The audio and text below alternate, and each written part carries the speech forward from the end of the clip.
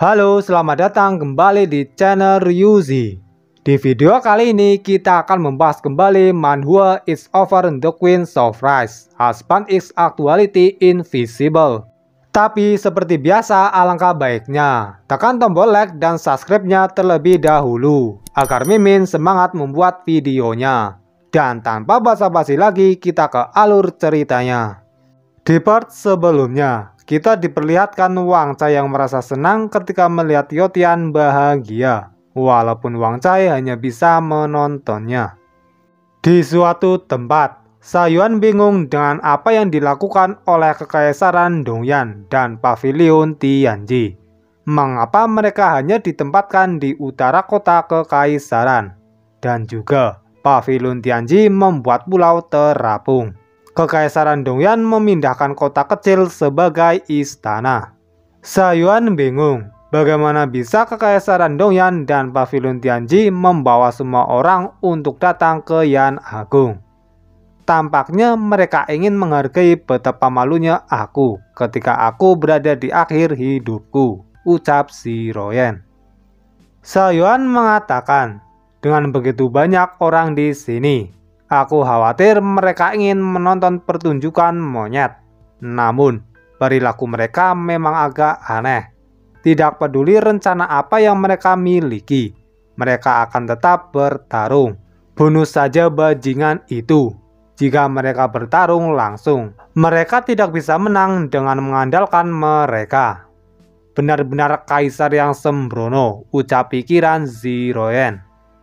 Sayuan menyuruh Ziroyen untuk tidak khawatir. Ketika saatnya tiba, Sayuan akan membawa Ziroyen ke pertarungan yang bagus. Ziroyen bingung, apakah Sayuan otaknya penuh dengan pertarungan. Tiba-tiba, segel giok memancarkan sinar yang sangat terang. Ziroyen dan Sayuan langsung kaget. Dan ternyata, segel giok tersebut tidak lama lagi akan matang sepenuhnya. Sayuan menanyakan, saat matahari terbit di timur, saat itulah batu giok bawaan matang sepenuhnya, dan keberuntungan negara didapatkan.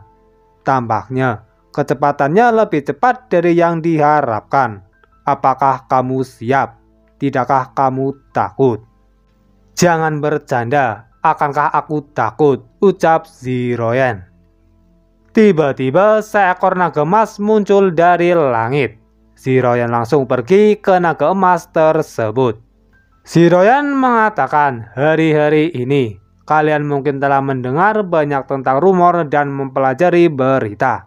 Sekarang aku dapat memberitahu kalian bahwa semua itu benar. Aku tidak dapat menjamin bahwa kalian akan aman dan sehat. Dan aku tidak dapat memastikan apakah Yan Agung akan menang kali ini.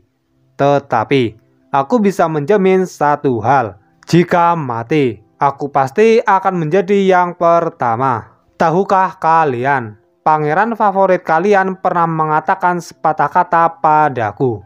Kaisar menjaga gerbang negara, raja mati untuk melindunginya. Para rakyat langsung semangat mendukung Ziroyen. Beberapa saat kemudian, di pagi hari, segel giok telah matang sepenuhnya. Segel giok tersebut langsung pecah menjadi beberapa bagian. Ziroyen berkata, ini adalah Yan Agungku, ini orang-orangku. Jika kalian ingin menyentuh mereka, langkahi dulu mayatku. Apa kamu melihatnya? Dia memang wanita yang disukai pria yang disukai kaisar ini, ucap Sayuan. Permaisuri, apa yang kamu banggakan? Saingan cintamu memiliki kecantikan dan IQ, dan dia akan mencampakkanmu beberapa blok setiap menit, ucap pikiran bawaan Sayuan. Sayuan mengatakan, aturan lama, roti kukusi memikat musuh di sisi terang. Dan kemudian kita mengambil kesempatan untuk bergerak. Orang-orang dari Kekaisaran Dongyan dan Pavilion Tianji telah sampai di wilayah Tandus Selatan. Beberapa saat kemudian, di siang hari, kedua belah pihak masih belum melancarkan serangannya terhadap satu sama lain. Salah satu prajurit bingung dan berpikir, mengapa tidak memberi perintah? Bukankah kita datang ke sini untuk menjarah keberuntungan negara? Jika terlalu lama menunggu, segel Gyo kekaisaran akan memasuki tubuh Ziroyen. Dongfan melihat ke arah sebuah gunung. Dongfan dan Tianji bingung, kenapa benda itu belum keluar. Sebuah lingkaran formasi berada di langit, dan seorang keluar dari formasi tersebut. Dan ternyata Qiu Tian, Yu dan Dao berhasil keluar dari ruang hampa. Qiu Tian berkata, tempat ini benar-benar berbeda dari wilayah tandus selatan. Kekuatan langit dan bumi di sini dapat diserap olehku sesuka hati, tanpa harus menahan nafas. Qiu Tian memuji kemampuan Dao yang dapat mengenal jalan dengan baik. Terima kasih Tuan Qiu atas pujian Anda. Merupakan kehormatan bagi naga kecil untuk dapat membantu Anda, ucap Dao. Yu menanyakan, ayah, apa yang akan kita lakukan selanjutnya? Qiu Tian menjawab, pergi ke Kekaisaran Dongyan dan berbicara dengan kaisar itu. Lepaskan panca indera sedikit, kenali jalannya, agar tidak pergi ke tempat yang salah atau menemukan orang yang salah, ucap pikiran Qiu Tian. Qiu Tian bingung kemana perginya semua orang. Qiu Tian pergi ke kota Kekaisaran Dongyan. Qiu Tian mengecek di seluruh kota dan tidak ada satu orang pun. Qiu Tian menduga bahwa orang-orang di kota Kekaisaran Dongyan seharusnya tersedot oleh sesuatu ke atas. Orang-orang panik dan ingin memegang sesuatu. Dao mengatakan, sebagai penjaga reruntuhan naga suci, aku sangat akrab dengan formasi. Aku merasakan sekeliling barusan dan menemukan bahwa formasi pelindung kota Kekaisaran masih utuh, tidak rusak. Itu baru saja ditutup secara aktif. Qiu Tian menyuruh Dao untuk mencarinya di tempat lain. Dan Dao langsung pergi. Qiu Tian pun langsung pergi bersama Yu. Yu mengatakan, ayah, tempat ini sangat aneh. Mengapa begitu banyak orang pergi? Seolah-olah mereka semua dibawa pergi. Qiu Tian berkata, ini sangat menarik. Liao Tian tidak menyangka bahwa orang-orang yang ingin dia lindungi dan mengorbankan nyawanya semua telah pergi. Sekarang mari kita pergi dan melihat apa yang terjadi di pavilion Tianji. Singkat cerita, Qiu Tian dan Dao telah sampai di pavilion Tianji. Dao mengatakan, sama, kosong. Jejak yang tertinggal dengan di udara tipis persis sama. Dan formasinya juga ditutup secara aktif. Qiu Tian bingung. Apa yang sebenarnya yang sedang direncanakan oleh Kekaisaran Dongyan dan pavilion Tianji? Di wilayah tandus selatan, Ziroyen bingung kenapa Dongfan dan Tianji masih belum bertindak dan apa yang sedang mereka tunggu. Ziroyen bingung apakah ada sesuatu di pegunungan Qingyan. Tiba-tiba Gunung Qingyan terbelah. Dan di dalam Gunung Qingyan tersebut terdapat sebuah benda berbentuk tungku. Sayuan dan Lao'er sedang melihat ke arah Ziroyen. Lao'er kaget karena melihat adanya sebuah tungku yang begitu besar di atas langit. Dongfan mengatakan, tungku perang benar-benar ada di sini. Berhasil, itu benar-benar berhasil. Catatan dan legenda kuno semuanya benar. Wilayah tandus selatan adalah tempat yang sangat menarik. Aku tahu beberapa cerita di masa lalu di sini. Ziroyen, leluhurmu adalah kaisar yang agung di antara 4 kaisar di bawah Human Sovereign. Salah satu yang terbaik dalam menyempurnakan senjata. Tungku perang adalah leluhurmu. Mahakarya terbesar Human Sovereign di masa lalu. Hanya darah Human Sovereign yang bisa membangunkannya. Lihat reruntuhan kerajaan Yan Agung. Mahakarya Kaisar Yan Agung telah terlihat lagi karena auramu. Wakil Master Pavilion Tianji yang bernama Zhou Qing. Ken menanyakan kepada Tianji, Master Pavilion. Keberhasilan rencana adalah hal yang baik, tetapi mengapa Kekaisaran Dongyan mengetahui hal ini? Tianji menjawab, aku memberitahunya secara pribadi, jadi tentu saja dia mengetahuinya. Ken berpikir, rencana kami adalah untuk merangsang aura Human Sovereign Ziroyan dan mengarahkannya ke reruntuhan Kaisar Yan Agung di wilayah Tandus Selatan. Gunakan kekayaan sumber peninggalan ini untuk memperluas pavilion Tianji, Master Pavilion. Mengapa Anda memberitahu Dongfan hal baik semacam ini? Dengan cara ini, bukankah tidak mungkin untuk menyerangnya secara diam-diam? Sayuan tidak tahu tentang tungku perang dan 4 kaisar di bawah tahta Human Sovereign. Sayuan tahu Human Sovereign, tetapi Sayuan benar-benar tidak tahu apa itu 4 kaisar agung, Kaisar Yan Agung dan sejenisnya. Ziroyan tahu jika mereka hanya ingin menggunakan mekanisme Qi Ziroyan untuk mengaktifkan relik itu. Ziroyan menanyakan, kalian Kekaisaran Dongyan dan Pavilion Tianji tidak ragu untuk menghabiskan begitu banyak waktu dan upaya untuk menciptakan Yan Agung palsu hanya untuk kompor yang rusak seperti itu? Dongfan menjawab, kompor rusak. Ziroyan, tidakkah kamu bertanya-tanya mengapa keturunan dari 4 kaisar agung di bawah tahta Human Sovereign hanya bisa mendominasi dunia yang lebih rendah? Menurut catatan kuno, Kaisar Yan Agung memiliki 100 putra yang semuanya sangat berbakat dan cemerlang. Di masa lalu, ada krisis surgawi, dan Kaisar Yan Agung menyempurnakan tungku ini untuk membantu Human Sovereign melakukan serangan balik. Akibatnya, tungku perang menjadi 10%. Kaisar Yan Agung melemparkan dirinya ke dalam tungku perang. 99 putranya bersama dengan ayah mereka Kaisar Yan Agung menceburkan diri ke dalam tungku. Ayah dan anak 100 orang menyempurnakan diri mereka sendiri. Leluhurmu berhasil membantu Human Sovereign. Ziroyan menanyakan, apa yang akan kamu lakukan? Dongfan menjawab, meskipun aku meniru tungku barang, aku tidak bisa menggunakannya sama sekali. Jelas hanya yang asli yang akan berhasil. Tidak hanya harus ada produk asli, tetapi juga harus ada garis keturunan yang sangat mulia untuk dapat menyalakan tungku barang. Apakah itu sumbu yang menyalakan tungku?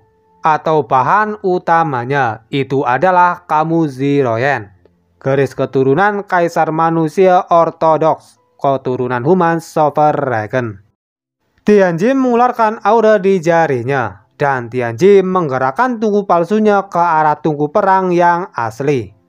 Tianji menuangkan isi tungku palsunya ke dalam tungku asli, dan ternyata tungku palsu tersebut berisi orang-orang dari Kekaisaran Dongyan dan Pavilion Tianji. Orang-orang yang berada di tungku palsu tersebut menjerit meminta tolong. Salah satu orang dari Kekaisaran Dongyan melihat bahwa mereka semua merupakan rakyat dan para pejabat.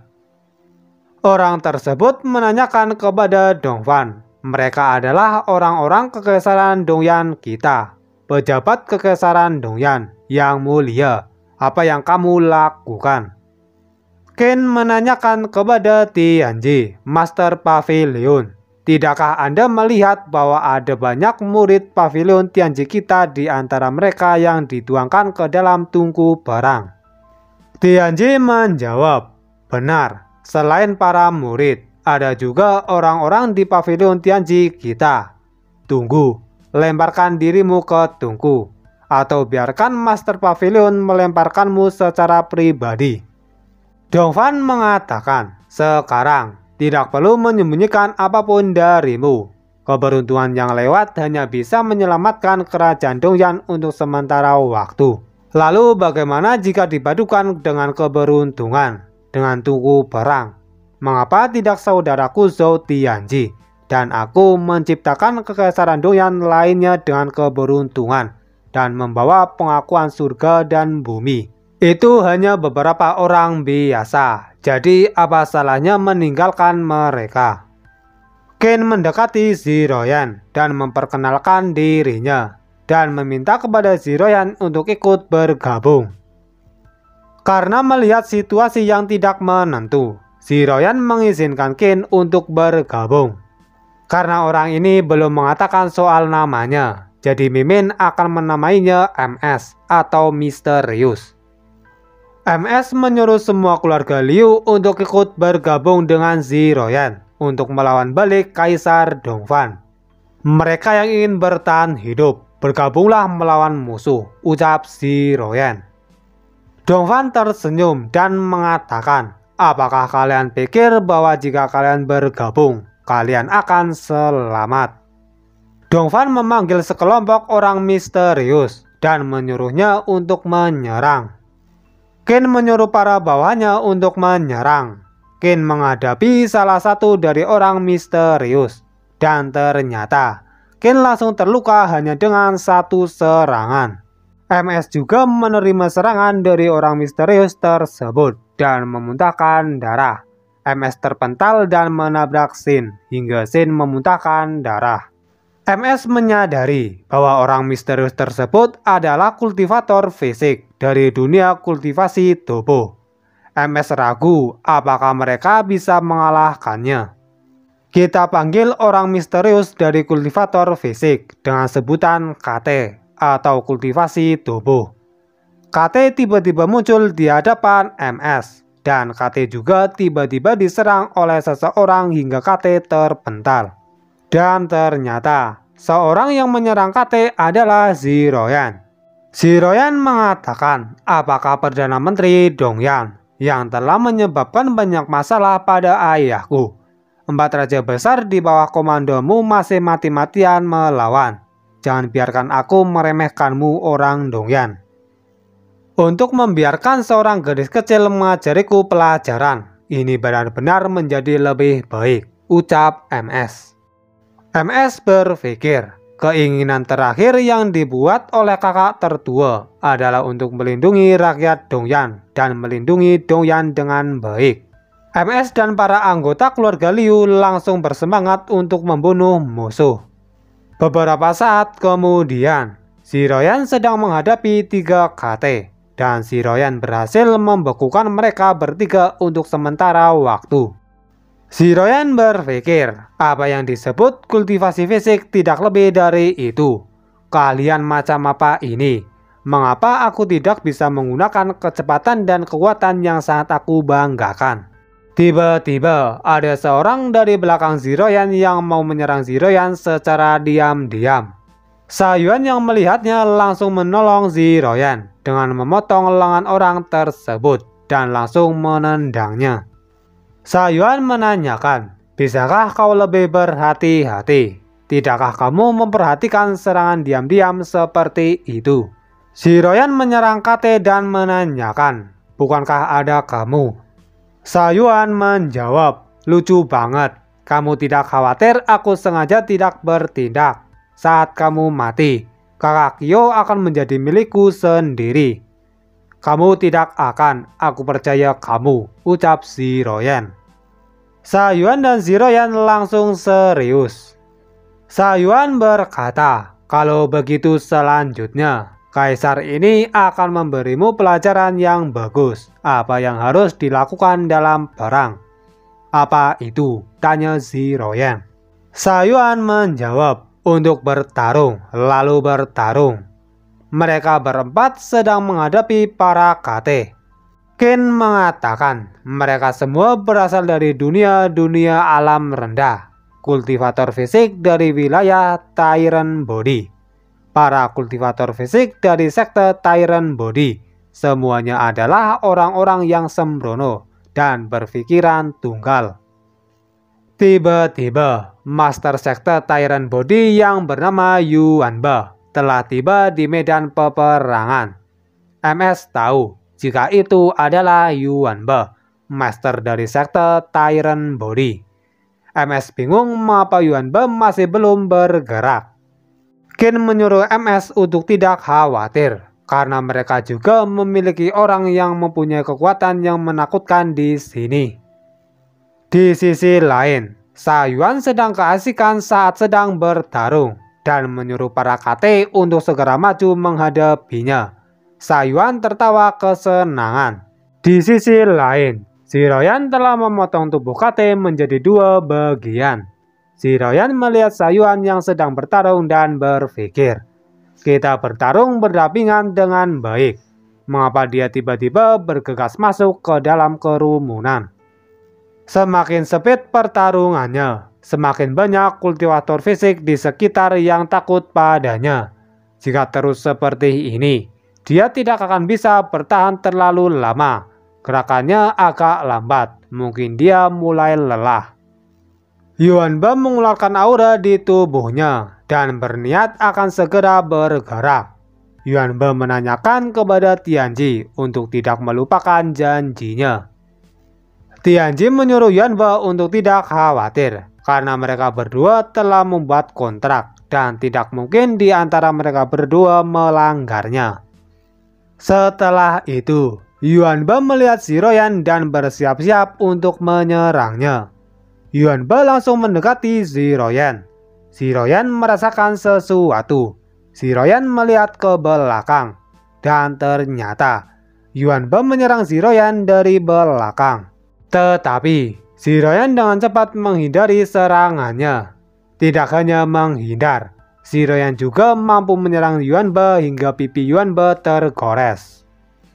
Ziroyan mengeluarkan aura di pedangnya yang berbentuk naga es. Ziroyan langsung menyerang Yuanbe, tetapi Yuanbe dengan mudah menghancurkan serangan Ziroyan sambil menyerang balik. Ziroyan terpental setelah menerima serangan dari Yuanbe. Yuanbe langsung ingin membunuh Ziroyan, tetapi sabit Sha Yuan menahan pukulan Yuanbe hingga Sha Yuan terpental. Ziroyan menanyakan, mengapa kau tidak membiarkan dia menyerang, lalu tembak dari belakang, mengapa memblokir pukulannya? Sha Yuan menjawab, orang tua ini sudah terlalu lama mengelola fisik. Jika kamu terkena tangan itu, kamu akan mati atau cacat. Tidak bisa tidak memblokirnya. Orang tua ini adalah sains fisik. Sebuah eksistensi yang melanggar batas dalam kultivasi fisik alam sains tingkat ke-10. Jika itu di dunia luar, kaisar ini secara alami dapat memutar lehernya. Tetapi sayang sekali merepotkan di tempat ini. Ziroyan mengatakan, tidak, kamu temukan saja kesempatan untuk melarikan diri. Di luar dunia khusus ini, mereka tidak dapat melakukan apapun padamu. Sha Yuan menolak dan berkata, tidak ada kesempatan untuk melarikan diri sekarang. Dan pihak lain mungkin telah menyegel pintu masuk dan keluar. Terlebih lagi, kaisar ini tidak akan melarikan diri. Kaisar ini ingin menghancurkan tulang orang tua sialan itu. Mungkin pembahasan kali ini cukup sampai di sini terlebih dahulu. Dan sampai jumpa di next video.